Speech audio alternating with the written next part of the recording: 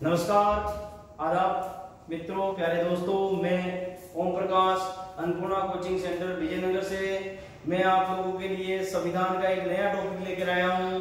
नया टॉपिक पढ़ाने से पहले प्यारे दोस्तों, मैं आपको एक विशेष सूचना देना चाहता हूं कि इस कोचिंग क्लासेज के जो ओनर्स है महावीर प्रसाद शर्मा, उन्होंने आप लोगों के लिए विजयनगर व गुलाबपुरा जैसे आसपास के क्षेत्र में एक नया ई क्रांति के क्षेत्र में एक नया योगदान देने के लिए शिक्षा जगत में, जैसा कि आप लोग अभी सोच रहे हो कि कोरोना के अंतर्गत अब हमारी पढ़ाई पूरी नहीं हो पा रही है, तो दोस्तों प्यारे मित्रों, आपको चिंता करने की आवश्यकता नहीं है।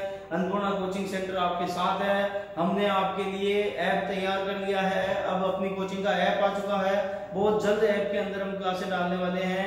आप BSTG, PTET, पटवार, रीट जैसी वैकेंसियों के लिए कोर्स परचेज कर सकते हैं दोस्तों, और अपनी स्टडी को कंटिन्यू बनाए रख सकते हैं। इसी कड़ी में दोस्तों मेरे को आपको ये जानकारी देनी थी। हमारे YouTube चैनल व ऐप को ज्यादा से ज्यादा लाइक करें, सब्सक्राइब करें और शेयर करें दोस्तों। इसी कड़ी में मैं आपको ज्यादा समय बर्बाद नहीं करता हुआ टॉपिक पे आ जाता हूँ। जैसे कि मैंने संविधान के पहला टॉपिक पढ़ाया था प्रस्तावना, फिर उसके बाद दूसरा टॉपिक जो अपना था कि भारतीय संविधान के स्रोत, यानी अपने भारतीय संविधान के अंतर्गत कहां से कौन से देश के संविधान से अपन ने क्या क्या लिया था, उसके बारे में मैंने आपको जानकारी दी। अब इसी कड़ी में अपना नया टॉपिक पढ़ाने जा रहे हैं दोस्तों, और उसका नाम है अनुसूचियां। उस टॉपिक का नाम क्या दोस्तों? अनुसूचियां। जैसा कि आप सभी जानते हो कि लगभग हर एग्जाम में दोस्तों अनुसूचियों से संबंधित एक क्वेश्चन पूछा जाता है। जैसे कि दोस्तों अनुसूचियों के बारे में मैं आपको डायरेक्ट पढ़ाना शुरू नहीं करूंगा, पहले आपका कॉन्सेप्ट क्लियर करूंगा कि अनुसूचियां होती क्या है। तो ध्यान रखना दोस्तों, आपने संविधान के अंतर्गत 2-3 शब्दावली जो आपने पढ़ी होगी उसके बारे में मैं चर्चा कर रहा हूं। आप लोगों ने पढ़ा होगा, एक तो आपने पढ़ा होगा अनुच्छेद, एक आप लोगों ने पढ़ा होगा भाग, और एक आपने पढ़ा होगा अनुसूचियां।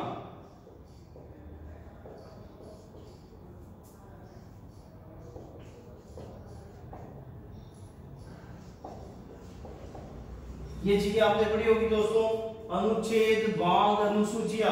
इसके अंतर्गत में आपको ये होती क्या है, क्या होते हैं अनुच्छेद, क्या भाग है और क्या अनुसूचियां। सबसे पहले दोस्तों मैं आपको बता देना चाहता हूं कि जैसे कि अपन एक उदाहरण के साथ समझते हैं। जैसे कोई एक बुक है, कोई भी बुक है, जैसे इतिहास की बुक है, ठीक है मेरे दोस्तों, या कोई एक भूगोल की बुक है, किसी भी एक विषय के अंतर्गत अपन समझ सकते हैं। जैसे मान लेते हैं कोई भी एक उठा लेते हैं, भूगोल की उठा दी अपन ने। जैसे भूगोल की बुक है, तो भूगोल की बुक में जो चैप्टर है, जो पार्ट है, आपके जो चैप्टर है, पार्ट है, वो तो उसकी क्या है, भाग है। ठीक है दोस्तों, जो पार्ट है वो तो उसकी क्या हो गए, भाग। लेकिन जैसे पार्ट में अपन ने पढ़ा कि एक पार्ट 1 पेज से लेकर 8 पेज तक है, तो जो प्रश्न है, जो पृष्ठ संख्या है या जो पेज है वो आपके कहां पर है, वो क्या है, तो वो आप मान सकते हो आपके क्या है दोस्तों, अनुच्छेद। और अनुसूचियां क्या है इसको समझना। जैसे एक बुक ले रहे हैं, अपने संविधान की भी एक बुक है, संविधान भी एक पुस्तक है, नियमों कानूनों का एक संग्रह है। उसी प्रकार जैसे अपने एक भूगोल की पुस्तक का उदाहरण लेते हुए मैं आपको समझाना चाह रहा हूं कि जैसे कि भाग क्या है, तो पाठ जो पुस्तक के हैं, जो चैप्टर जो है वो तो भाग हो गए, और उस पाठ के अंतर्गत जो 1 से लेकर 8 पेज तक जो विषय वस्तु है वो अनुच्छेद हो गए, उदाहरण के तौर पे समझना। और अनुसूचियां क्या है दोस्तों, आपने कई बुकों में ये प्रावधान देखा होगा कि बहुत सारी चीजें जैसे अपन भूगोल के अंतर्गत पढ़ रहे हैं, भूगोल की बुक में अपन ने जैसे पाठ पढ़ा जनसंख्या। अपना पाठ क्या है दोस्तों, जनसंख्या। अब जनसंख्या के अंतर्गत अपन ने देखा होगा कि जनसंख्या चैप्टर अपना पेज संख्या 1 पे लिखा हुआ है कि भारत में सर्वाधिक जनसंख्या यूपी की है, लेकिन कितनी है उसके लिए नोट बना के लिखा हुआ है कि उत्तर प्रदेश की जनसंख्या आप निम्नलिखित सारणी में देख लें। तो उसी हिसाब से दोस्तों जिस प्रकार पाठ है, पाठ तो हो गया, चैप्टर तो हो गए भाग, और पेज उसके अंदर जो विषय वस्तु है वो हो गए दोस्तों अनुच्छेद। और अनुसूचियां जिस प्रकार मैंने अभी आपको बताया कि अलग से सारणी होती है, बहुत सारे बुकों में जो विषय वस्तु वस्तु है उसको एक चैप्टर से पार्ट से हटकर पुस्तक के पीछे अलग से सारणी बनाई हुई रहती है, उसी प्रकार कुछ अलग से विषय वस्तु जो है या जो नियम जो है अपने संविधान के वो अनुसूचियों में वर्णित है दोस्तों। तो अनुच्छेद अलग, भाग अलग और अनुसूचियों को अलग अलग करके मैंने आपको समझाया, बैठा दिमाग में दोस्तों। फिर इसी कड़ी में अपन चल रहे हैं। अपन देखो अनुसूचियों से संबंधित दोस्तों आजकल जो क्वेश्चन पूछे जा रहे हैं वो कई तरीके से नए नए तरीके से पूछे जा रहे हैं। तो दोस्तों समझना, अनुसूचियों से संबंधित क्या क्वेश्चन बनता है, तो सीधा साधा नॉर्मल साधारण सा जो क्वेश्चन बनता है वो सबसे पहले ये भी बन सकता है कि मूल संविधान में क्या बन सकता है दोस्तों, मूल संविधान में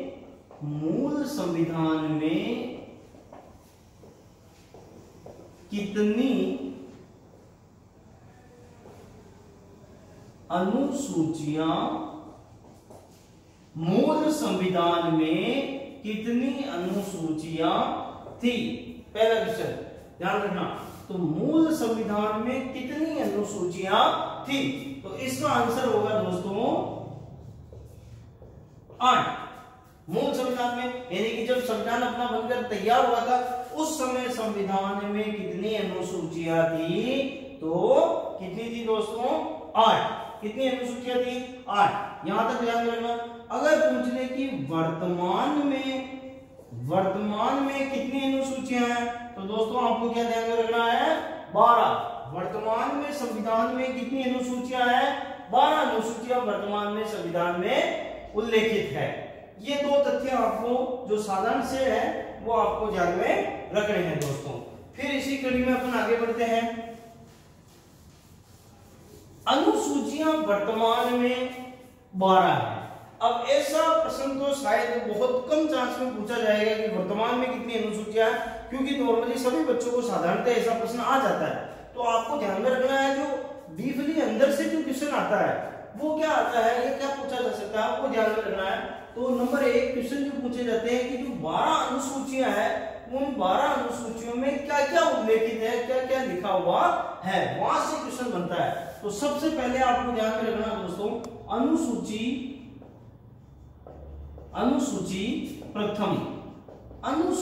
प्रथम में क्या लिखा हुआ है ये आपको ध्यान में रखना है। तो ध्यान रखना दोस्तों, अनुसूची प्रथम में भारत के राज्य व उसके केंद्र शासित प्रदेश जो है आपके केंद्र शासित प्रदेश, इसके बारे में उल्लेख है कि भारत में कितने राज्य हैं, कितने केंद्र शासित प्रदेश है, कौन कौन सी राजधानियां हैं, ये चीजें कहां उल्लेखित है, प्रथम अनुसूची में उल्लेखित है दोस्तों। कि वर्तमान में भारत में कितने तो राज्य हैं, कितने केंद्र शासित प्रदेश हैं, ये बातें आपके प्रथम अनुसूची में लिखी हुई। एक चीज ध्यान में रखना दोस्तों कि कई आज तक ऐसा क्वेश्चन आया तो नहीं ध्यान रखना, लेकिन आगे पूछ भी दिया जाए तो अगर किसी राज्य के सीमा में परिवर्तन या किसी राज्य के नाम में परिवर्तन या और राज्य बढ़ाए गए या केंद्र शासित प्रदेश बढ़ाए गए, तो ये जो संशोधन होता है ये संशोधन होता तो संविधान के 3रे अनुच्छेद से, यानी अपने भाग संख्या फर्स्ट में जो 3रा अनुच्छेद है उससे, उसकी प्रक्रिया से, जो उसमें उल्लेख की था उस प्रक्रिया से संसद करती है। लेकिन दोस्तों वो संशोधन हो कहां रहा है, वो संशोधन हो रहा है प्रथम अनुसूची में। कहां संशोधन हो रहा है, प्रथम अनुसूची, यानी कौन कौन से राज्य हैं, कौन नए राज्य जुड़े, घटाए गए, ये संशोधन आपके कौन सी अनुसूची में हो रहा है, प्रथम अनुसूची में हो रहा है दोस्तों।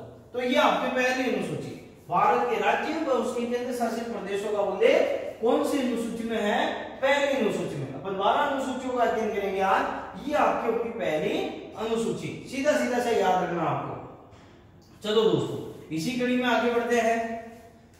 अनुसूची नंबर 2 सेकंड, दूसरी अनुसूची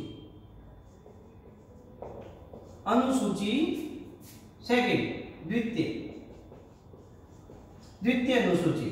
इसमें क्या उल्लेखित है दोस्तों, जिनको आता है वाले को मन में सोच लेना अपने अपने मन में। ठीक है दोस्तों, सोच के बताओ।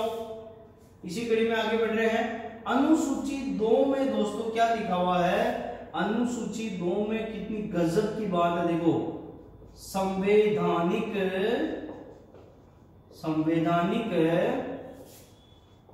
पदाधिकारियों के वेतन का उल्लेख, संवैधानिक पदाधिकारियों के वेतन का उल्लेख कौन सी अनुसूची में है? द्वितीय अनुसूची में। संवैधानिक पदाधिकारी कौन से दोस्तों? देखो, एक तो आपके हो गए वैधानिक और एक आपका हो गया संवैधानिक। दोस्तों इन शब्दों के फेर को समझना, पॉलिटिकल साइंस में शब्दों के फेर से ही क्वेश्चन सही व गलत होता है, ठीक है ना दोस्तों। तो संवैधानिक शब्द और वैधानिक शब्द का क्या क्या अर्थ है समझ रहा? थोड़ा यहाँ समझा रहा हूं। संवैधानिक बता रहा है कि जिन पदाधिकारियों का संविधान में उल्लेख है, और वैधानिक जिनका संविधान में उल्लेख नहीं है, संसद ने गठन किया है, संसद ने उसका क्या किया है? निर्माण किया है। जैसे दोस्तों एक एग्जाम में पूछा हुआ क्वेश्चन है कि जो आपके राष्ट्रीय मानवाधिकार है, राष्ट्रीय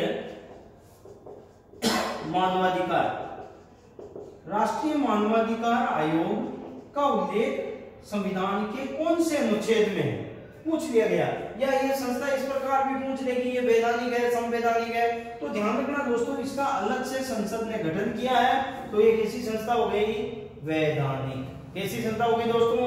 वैधानिक। तो अपना जो प्रश्न है या आपकी जो स्टडी में आगे जो बढ़ रहे हैं, अनुसूची द्वितीय में संवैधानिक पदाधिकारियों के वेतन का उल्लेख, यानी वह पदाधिकारी जिनका संविधान में उल्लेख है, उनके वेतन का उल्लेख कौन सी अनुसूची में है? द्वितीय अनुसूची में। अब ध्यान से सुनना दोस्तों, द्वितीय अनुसूची में संवैधानिक पदाधिकारियों के वेतन का क्या है? उल्लेख। अब आपके दिमाग में एक क्वेश्चन घूम रहा होगा कि कौन कौन से संवैधानिक पदाधिकारी हैं जिनके वेतन का उल्लेख कौन सी अनुसूची में है? द्वितीय अनुसूची में। तो जैसे आप लोग देख सकते हैं, राष्ट्रपति, नंबर 2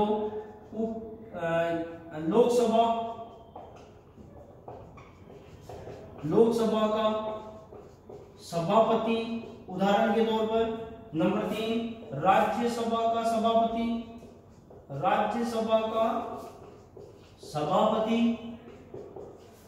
नंबर 4 उच्चतम न्यायालय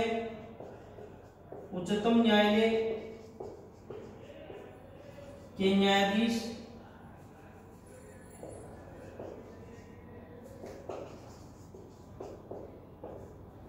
ये आपके लिए मैंने कुछ उदाहरण लिखे हैं। राष्ट्रपति, लोकसभा का सभापति भी कह सकते हो, लोकसभा का इसे आप क्या कह सकते हो? अध्यक्ष। एक ही बात है दोस्तों, अध्यक्ष, राज्यसभा का सभापति, उच्चतम न्यायालय का न्यायाधीश, इन संवैधानिक पदाधिकारियों के वेतन का उल्लेख कहां पर है? अनुसूची द्वितीय, अनुसूची सेकंड में इन संवैधानिक पदाधिकारियों के वेतन का उल्लेख। संवैधानिक पदाधिकारी वह जिनके वेतन का उल्लेख अलग से है अनुसूची द्वितीय में। अब आप लोगों को एक लाइन और समझा देता हूं। राज्यसभा का सभापति जो पदेन कौन होता है? पदेन होता है उपराष्ट्रपति, पदेन उपराष्ट्रपति। उपराष्ट्रपति पदेन क्या होता है? राज्यसभा का सभापति। पदेन से तात्पर्य जो भी व्यक्ति उपराष्ट्रपति पद का चुनाव जीतेगा वह किस पद को धारण कर लेगा? राज्यसभा के सभापति पद पर आसीन हो जाएगा। तो ध्यान रखना दोस्तों, कई बार एग्जाम में पूछा भी जाता है, उपराष्ट्रपति को वेतन दिया जाता है राज्यसभा के सभापति पद का, काम का दाम। फिर दोस्तों उच्चतम न्यायालय के न्यायाधीश, ये कुछ उदाहरण लिखे हैं। संवैधानिक पदाधिकारियों के वेतन का उल्लेख अनुसूची द्वितीय में है दोस्तों। तो अपन ने 2 अनुसूचियां पढ़ी, अनुसूची प्रथम और अनुसूची द्वितीय। अनुसूची प्रथम में राज्य व उसके केंद्र शासित प्रदेश या राज्य व उसके क्षेत्र का उल्लेख। एक चीज को ध्यान रखना दोस्तों, आपने पढ़ा होगा अनुच्छेद 1, उसमें क्या लिखा हुआ है? उसमें ये लिखा हुआ है इंडिया दैट इज भारत, या भारत राज्यों का एक क्या है? संघ है। राज्यों का संघ। तो जो लाइन यहां लिखी हुई है भारत राज्यों का संघ है, वो अनुसूची प्रथम में नहीं है दोस्तों। अपन ने पहले ही जिक्र कर लिया कि जो अनुच्छेदों में है उनका उल्लेख अनुसूचियों में नहीं है, क्योंकि जो बच गई चीजें वो अनुसूची में।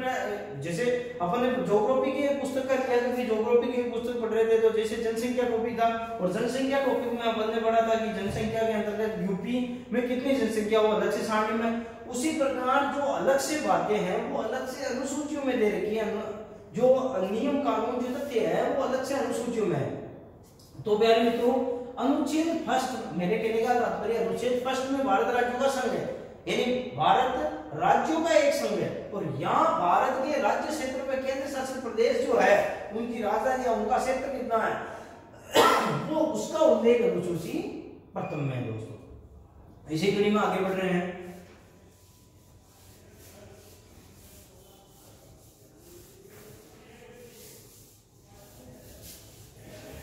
अनुसूची 3 क्या पढ़ेंगे दोस्तों?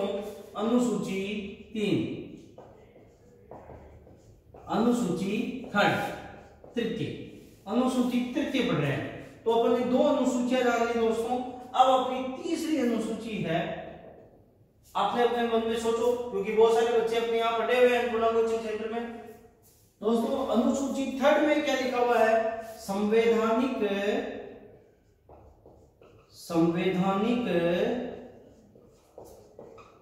पदाधिकारियों की